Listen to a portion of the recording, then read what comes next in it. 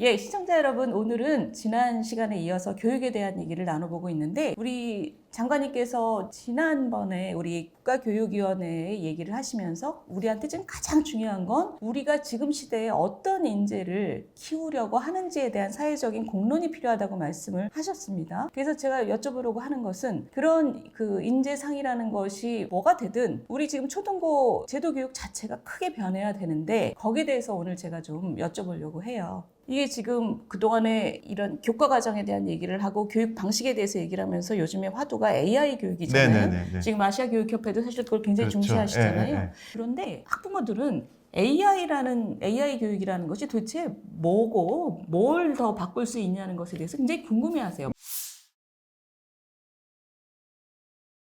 네, 학부모들이 제일 궁금해하는 것 중에 하나는 우리 아이가 어떤 역량을 갖추고 있는지 사실 궁금하잖아요. 뭐 예를 들어서 영어 공부를 할 때 그럼 우리 아이 영어 실력이 어느 정도 되느냐 궁금하실 텐데 학교 선생님들은 실제로 그 아이 그 실력을 알기가 참 힘듭니다. 뭐 시험을 한번 다 쳐봐야 아는 그렇죠. 거죠. 그런데 AI 같은 경우에는 영어 같으면 한 6분 정도 이렇게 테스트를 하면 아이 실력을 정확하게 맞추는 AI들이 있거든요. 수학 같으면 한 10문제 풀면 얘가 어느 정도 실력인지를 바로 그러니까 맞춥니다. 개인 교사냐, 개인 교사, 그죠? 그렇죠. 그러니까 이제 그 개인 교사가 그 다음인데요. 그렇죠. 그 실력을 정확하게 파악하기 그렇죠. 때문에 그렇죠. 거기에 맞는 이제 컨텐츠를 공부하게 하는 거거든요. 그러니까 공부하는 방식은 별도의 태블릿을 주는 회사도 있고요.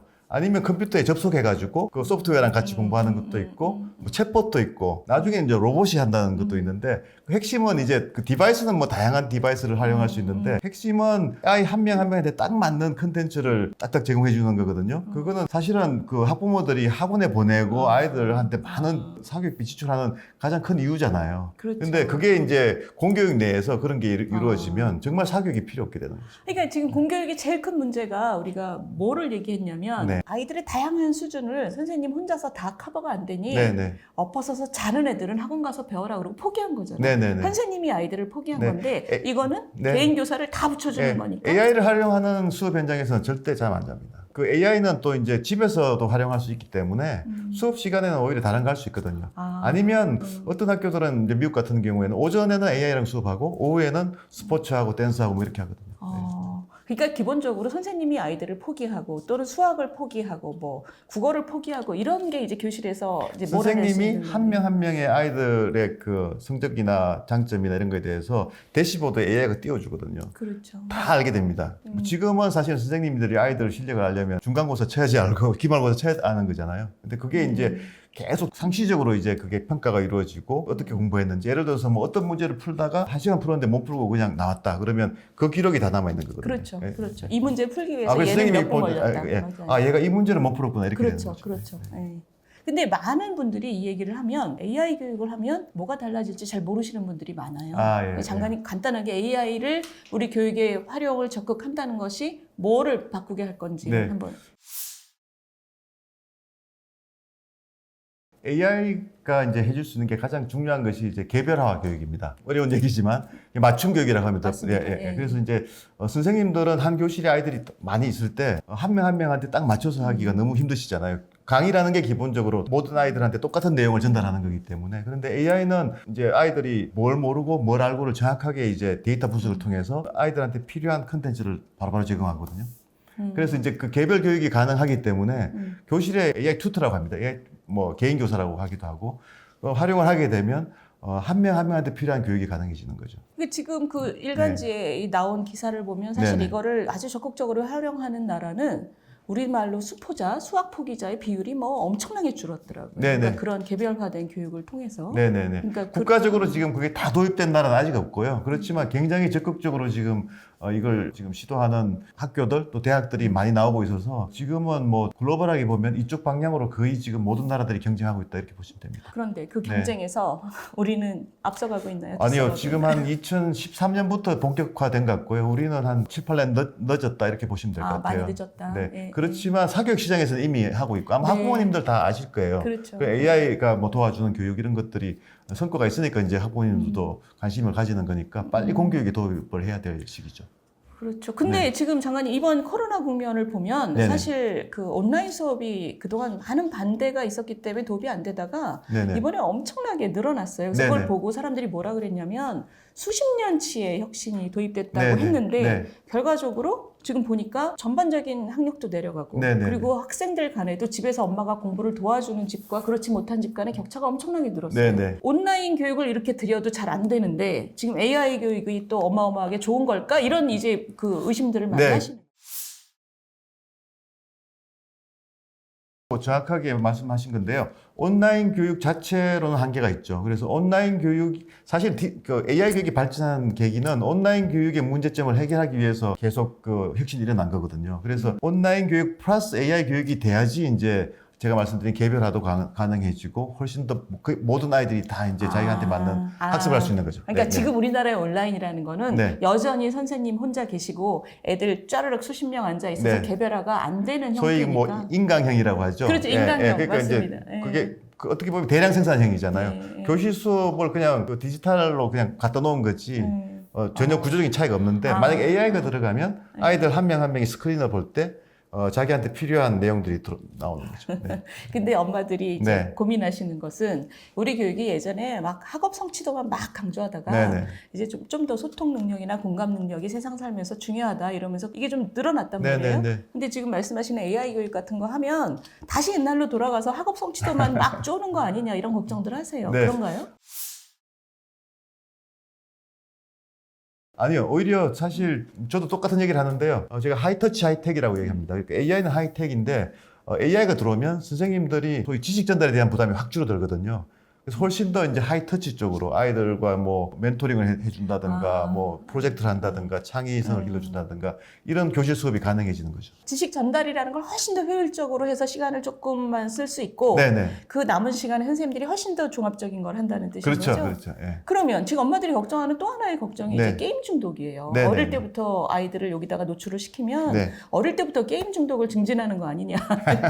어떠세요? 이것도 그 최근에 마찬가지로? 사실 그 네. 디지털 교과서 가지고 실험한 그 네. 연구가 있는데요. 오히려 줄인다는 거거든요. 게임 아, 중독. 그래요? 왜냐하면 아이들이 스크린을 보면서 게임 할 때는 그게 이제 거기 빠져들잖아요. 그런데 스크린을 보면서 공부를 하는 게 재밌어지게 되면 오히려 줄어들 수 있다는 거죠. 네. 그러면 이제 네. 자연스러운 질문이 공부도 더 잘 시켜주고 재밌게 해줘서 게임 중독도 안 되게 하고 네. 그리고 그 남는 시간에 선생님들하고 뭔가 소통 능력이나 공감 능력까지 이렇게 기를 수 있는 이렇게 좋은 거를 왜 다른 나라보다 우리나라는 이렇게 늦냐 도대체 장애 요인이 뭐냐 이런 질문을 네네. 해야 되네요. 뭐 저 같은 정책 뭐 전문가들의 뭐 책임도 있고요. 사실 국회도 책임이 있고요. 사실은요. 다 뭐 저희 이제 사실 교육의 힘으로 성장한 나라고 교육의 힘으로 민주화가 이루어진 나라고 또 산업화까지 이루어진 나라인데 이제 정말 그 교육의 힘으로 다시 한번 도약을 해야 될 때 우리가 기본적으로 그동안 너무 교육에 대해서 자만한 부분도 있었던 것 같아요. 지금은 저는 제가 이제 2013년에 이제 장관직을 마치고 2015년부터 이제 에듀케이션 커미션이라는 국제기구에서 일을 하고 있는데요. 정말 그 큰일 났다는 생각이 듭니다. 한 7, 8년 동안인데 그 사이에 세계의 교육은 정말 달라지고 있거든요. 근데 우리가 어떻게 보면 담을 쌓아놓고 그냥 안주하고 있었기 때문에 지금 격차도 만만찮게 지금 벌어져 있습니다. 그런데 저는 그래도 희망이 많이 있는 거는 한국의 교사들이 굉장히 훌륭하고 또 학부모들 정말 교육에 대한 열정이 있고 또 정부가 사실 교육에 대한 소위 우선순위가 높거든요. 그래서 이런 새로운 아이디어, 외국에서 지금 첨단을 하고 있는 것들에 대해서 좀 빨리 이거를 좀 배워서 우리가 이쪽으로 빨리 전환을 해야 된다 이렇게 생각합니다.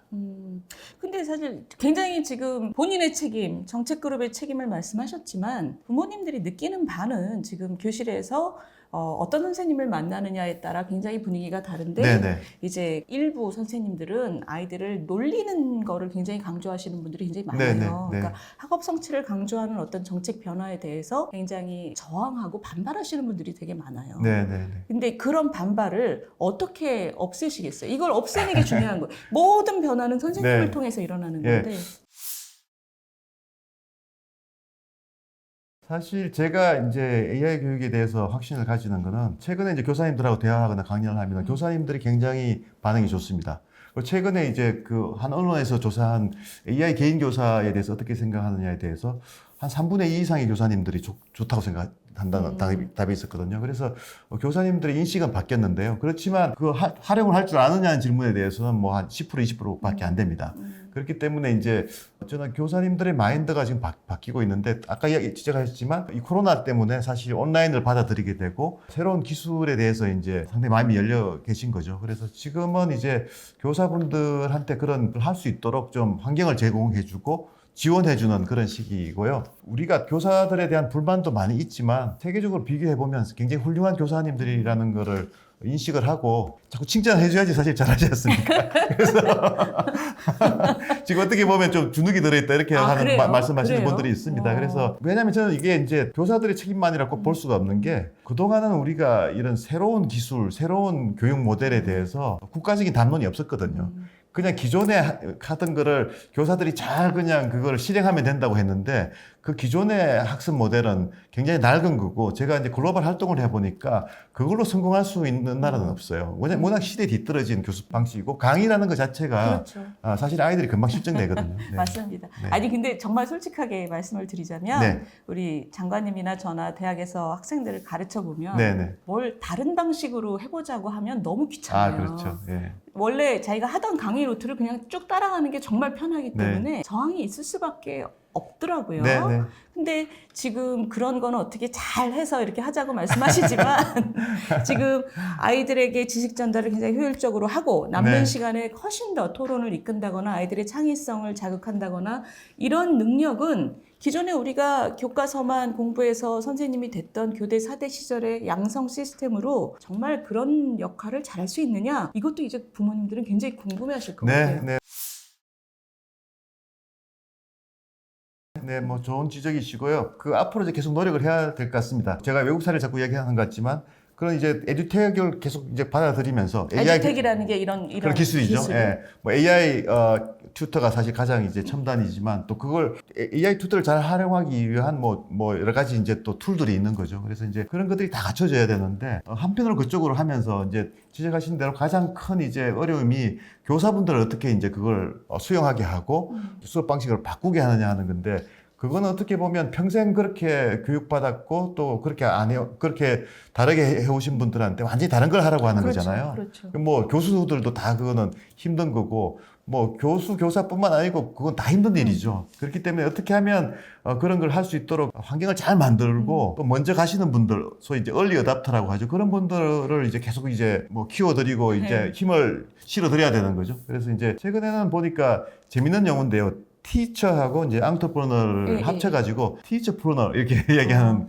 무슨 얘기인지 알 것 같아요. 네. 교사 혁신가들인데 네. 이거를 양성하는 프로그램도 있습니다. 그러니까 이제 교사분 근데 결국은 뭐 저도 이제 그 정책을 했지만 교사분들을 혁신가로 만드는 게 가장 좋은 방법이거든요. 교사분들을 인정을 하고 이분들이 사실 근데 그렇게 하는 가장 좋은 여건을 가진 나라가 대한민국입니다. 교사분들이 정부만 잘 유도를 하면 굉장히 좋은 혁신가들이 저는 될 수 있다고 생각합니다. 네. 그러면 양성 시스템도 그런 교사 혁신가를 양성하는 방식으로 바뀌어야죠. 완전히 바뀌어야죠. 사실 어떻게 보면 상위 1%가 가는 교대 4대에서 전혀 좋은 교사로 양성을 못 하지 않습니까? 그래서 그렇죠. 막상 학교 현장에 투입될 때는 가장 우수한 학생들이 사실은 가장 우수한 교사로 투입되지를 못하거든요. 네, 그래서 이제 그 교대 4대가 제대로 역할을 해야 되는데 그러려면 제가 생각할 때는 핀란드처럼 아예 석사 과정으로 양성하는 게 방법이고요. 그러니까 대학 졸업한 사람들에게 교원 그렇죠. 그 전문 뭐 로스쿨이나 뭐 이런 것처럼 하는 네, 거죠. 그래서 이제 소위 교육 전문 대학에 대한 담론은 계속 있었습니다. 그렇죠. 예. 오래된 얘기죠. 오래된 얘기고 이번 정부도 뭐 이야기를 하다가 결론을 제대로 못 낸 일인데요. 사실 교사가 완전히 새로운 방식으로 새로운 걸 가르쳐야 되는 시대가 왔는데 그것만큼 중요한 게 어디 있겠습니까? 네. 장관님 오늘 우리 초중고 교육의 대학 교육까지 그리고 국가의 어떤 그 교육의 미래에 대한 담론까지 굉장히 많은 말씀을 해주셨는데 지금 딱 마무리하시면서 진짜 하고 싶은 말씀 한마디 해주시죠. 네.